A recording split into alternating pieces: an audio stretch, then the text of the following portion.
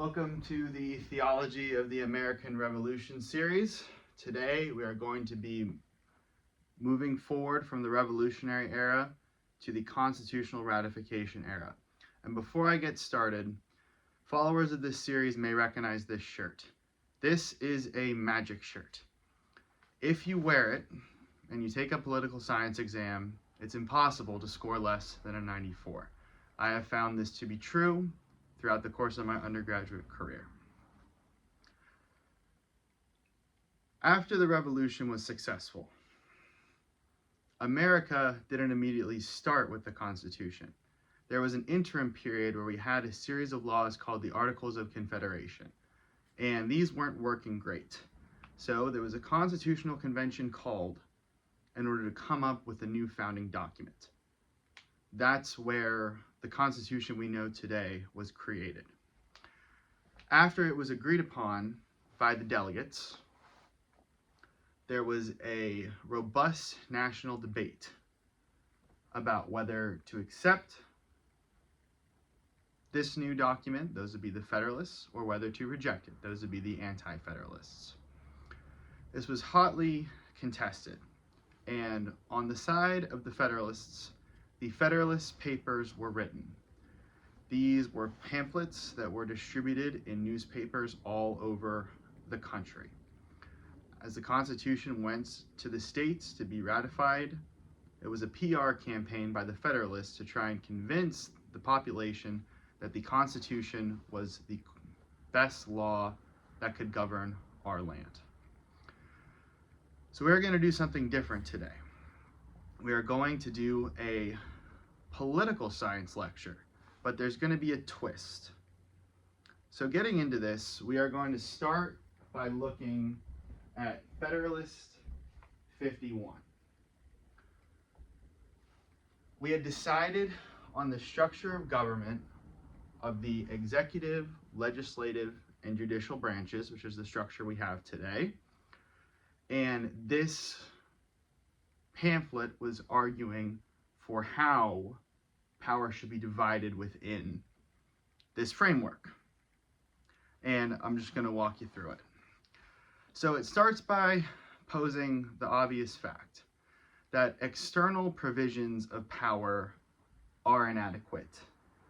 Rulers all over the world for all of human history, even up until today, have simply steamrolled the laws that were in front of them, the laws that were meant to keep them in check. And what Madison proposes in this paper is that if external limits to exercising government authority aren't going to be followed, we need to establish a means of internal regulation within the structure of the government itself.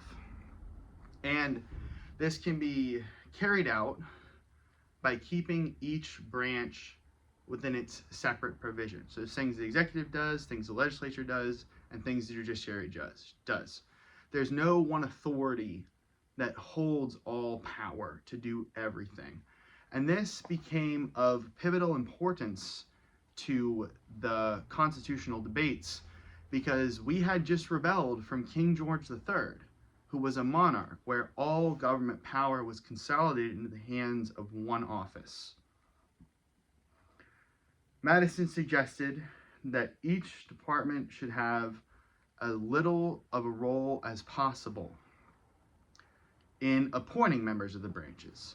And this makes logical sense because if the executive gets to pick the judiciary, they effectively would have control over the judiciary.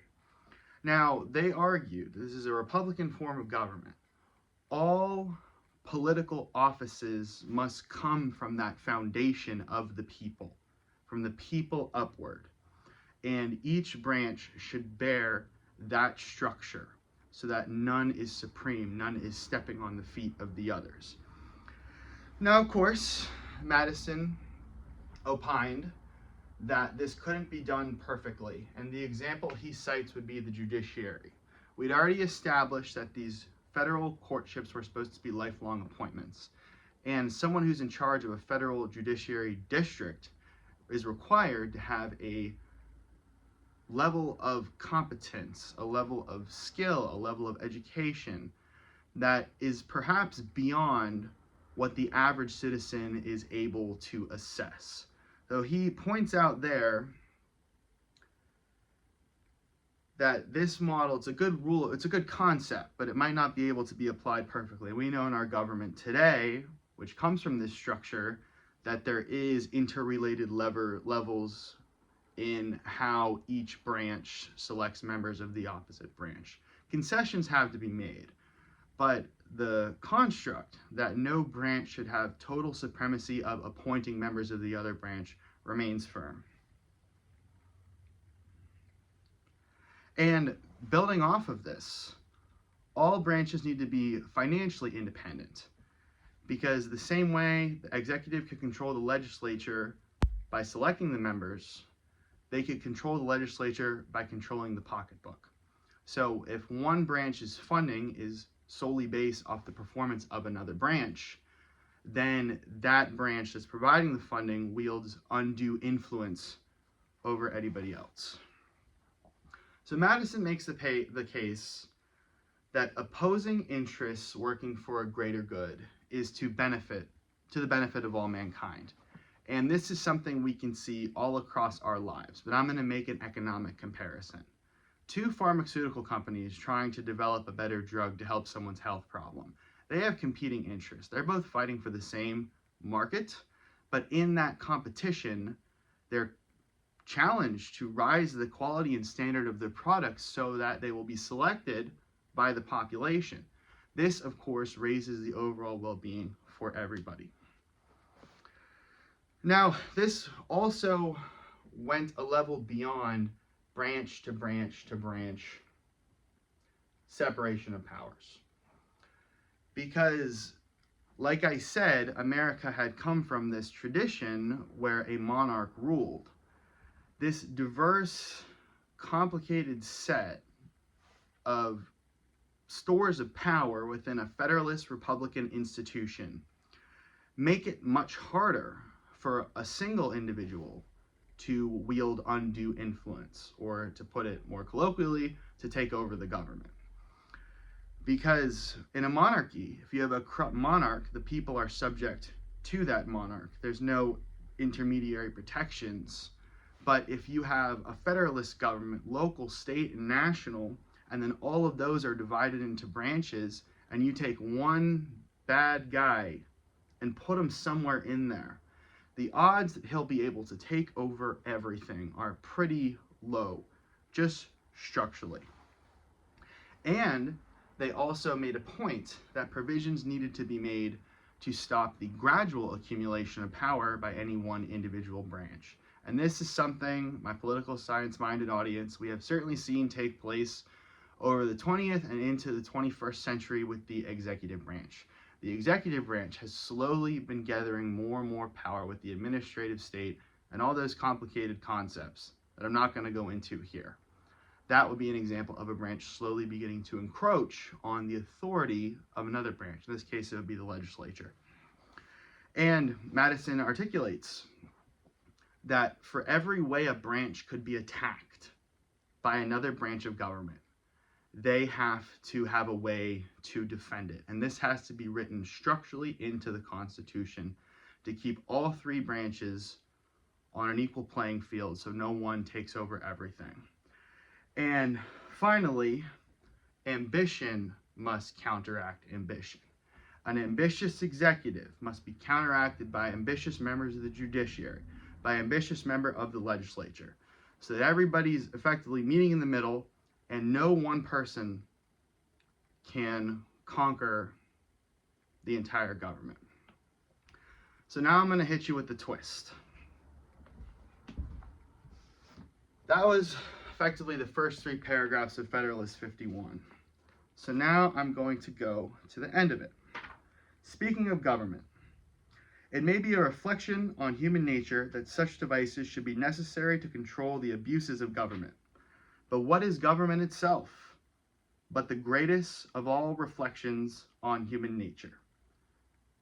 If men were angels, no government would be necessary. If angels were to govern men, neither external nor internal controls on government would be necessary. That was the twist. This argument put forward by Madison seems on its surface to be a rational, Enlightenment ideal-based way to structure a government to prevent tyranny. But, as we see in those final lines in the opening of the letter, this entire argument is based on a broader conceptual acceptance of the Christian way of seeing the world, the Christian way of seeing anthropology, the Christian way of seeing the human condition. If all men were angels, angelic beings without sin, this government wouldn't be necessary. And why are these checks and balances necessary? It's because man has selfish ambitions. Man wants power at the expense of others. Man wants to serve his own interests in the face of everybody else's. You see where I'm going with this? It's because man is fallen. We bit the apple. This is our nature. It is an endemic condition within us. So Madison is presenting a rational way to operate a government, but he is doing it from the basis that man's inherently fallen nature necessitates these checks and balances. This structured government where no ambitious, fallen man can take over everything. So in this series, we have gone over Providence and the Battle of the Monongahela.